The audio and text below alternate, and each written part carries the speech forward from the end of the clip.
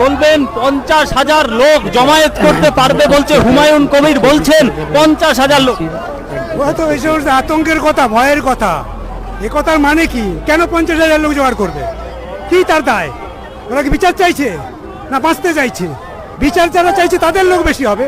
তাহলে ও সংখ্যা বলছে কেন? ও সংখ্যা বলছে মানে ওরা ভয় পেয়েছে।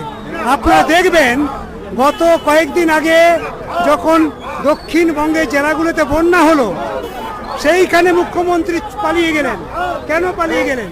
এখান থেকে পালিয়ে ওখানে অক্সিজেন নিতে গেলেন, কারণ দেখলো যে গোটা দেশ এবং রাজ্যের মানুষ তাকে চাপের মধ্যে ফেলছে, বিচার চাইছে, আরো আসামি কাঠগড়ায় দাঁড়িয়ে যাচ্ছে। এই সুযোগে কি করবে? পালিয়ে চলে গেছে সেই বন্যা কবলিত এলাকাতে, সেখানে গিয়ে মিথ্যে কথা বলে কিছুটা অক্সিজেন পাওয়ার চেষ্টা করলো। ওখানকার মানুষও চাপ তৈরি করেছে না? ডিবিসি এবং ঘাটাল প্রকল্প নিয়ে যা বলছো তা ঠিক নয়, এটা অন্যায়। এভাবে তুমি তুলে নিতে পারো না।